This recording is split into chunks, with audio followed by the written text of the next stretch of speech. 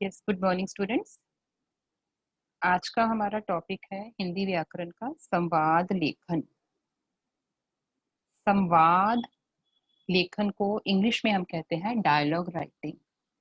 संवाद क्या होते हैं? वो डायलॉग्स जो किसी भी कहानी के, किसी भी नाटक के पात्र आपस में बोलते हैं, आपस में बातचीत करते हैं। ये संवाद दो व्यक्तियों के बीच भी हो सकता है और तीन व्यक्तियों के बीच भी हो सकता है, क्योंकि संवाद है जब दो या दो से अधिक व्यक्ति आपस में कोई बार वार्तालाप करते हैं, तो उनको जो भी वो वार्तालाप करते हैं उसको हम संवाद कहते हैं। और जब हम उस संवाद को लिखित रूप में लेकर आते हैं, जब हम उसको लिखते हैं, तो वो संवाद लेखन कहलाता है। तो संवाद लेखन का मतलब है डायलॉग्स को, संवाद को लिखित रूप देना।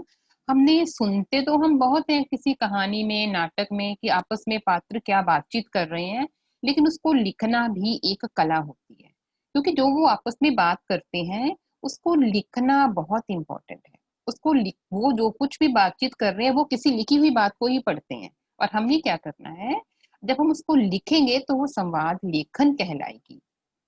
तो किसी भी नाटक में, कहानी और एकांकी में जो पात्र आपस में पारस्परिक औपचारिक वार्तालाप करते हैं उसे हम संवाद कहते हैं, जो आपस में वार्तालाप, बातचीत करते हैं।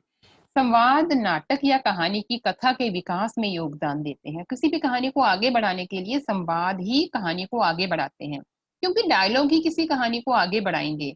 और संवादों के माध्यम से ही हमें किसी भी पात्र के करेक्टर स्केच का पता चलता है। जब हमें करेक्टर स्केच किसी का करना होता है तो हम उसके डायलॉग्स के बेस पर ही करते हैं कि उसमें कहानी में कौन कौन सी बातें कही, किस प्रकार कही। और संवाद में दो या अधिक व्यक्ति किसी विषय पर अपनी प्रतिक्रिया प्रकट करते हैं, अपना रिएक्शन देते हैं। किसी भी कोई टॉपिक होता है जिसपे वो आपस में बातचीत करते हैं, और इसी प्रकार जो संवाद हैं ये आगे बढ़ते हैं, और हमारी कहानी भी संवादों के द्वारा ही आगे बढ़ती है। लेकिन जब हम संवाद को लिखते हैं तो इसमें हमें कुछ जरूरी बातें हैं जो हमने ध्यान में रखनी है। संवादों की भाषा पात्रों के अनुकूल होनी चाहिए। जैसे भी पात्र हैं उनके अनुसार ही उनकी भाषा होनी चाहिए। ऐसा नहीं होना चाहिए कि जो हमारे जो संवाद हैं ये ग्रामीण लोग हैं, कोई गांव गांव के लोग हैं, लेकिन हम उनको ऐसा संवाद हमारे आ रहे हैं कि वो शहर की तरह लग रहे हैं। उसमें कोई बनावटीपन नहीं होना चाहिए।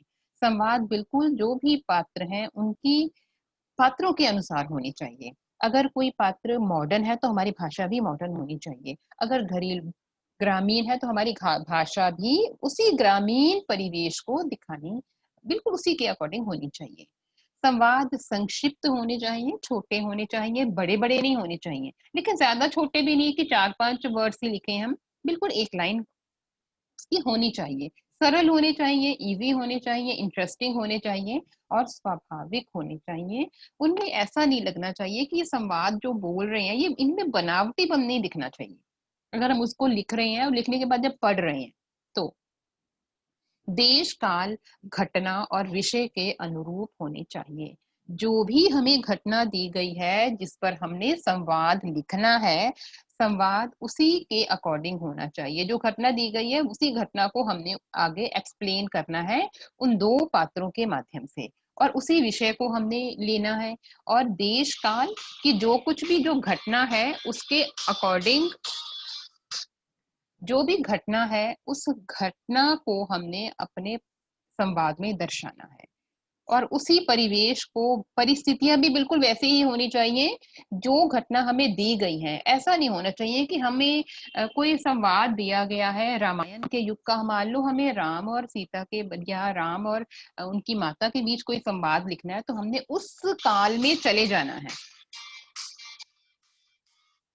हमने उस काल में चले जाना है। कि हमने उस काल में चले जाना का मतलब यह है कि बिल्कुल हमारी भाषा उनके पात्रों के अनुसार ही होनी चाहिए।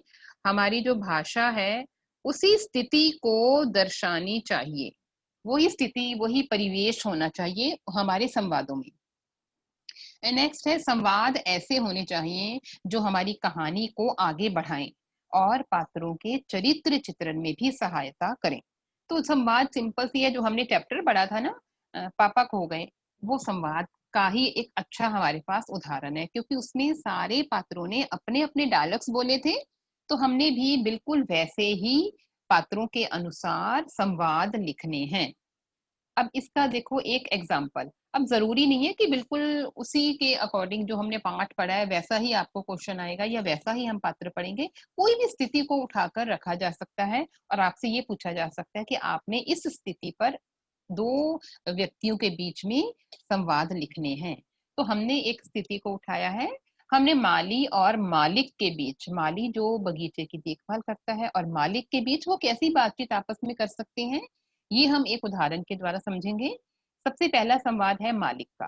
तो जब हम, सबसे जरूरी बात संवाद लेखन में ये होती है कि संवाद लेखन में विराम चिन्हों का प्रयोग होना चाहिए। विराम चिन्ह हमें पता है कि जो हम साइंस लगाते हैं, विराम चिन्ह, उचित विराम चिन्हों का प्रयोग हमें संवाद लेखन में जरूर करना है।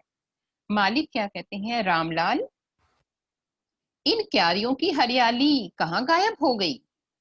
माली, मालिक तेज धूप से ये पौधे मुरझा गए हैं। मालिक, क्या तुम सुबह शाम सिंचाई नहीं करते हो। सिंचाई, पौधों को पानी देना, उसको सिंचाई कहते हैं, इरिगेशन।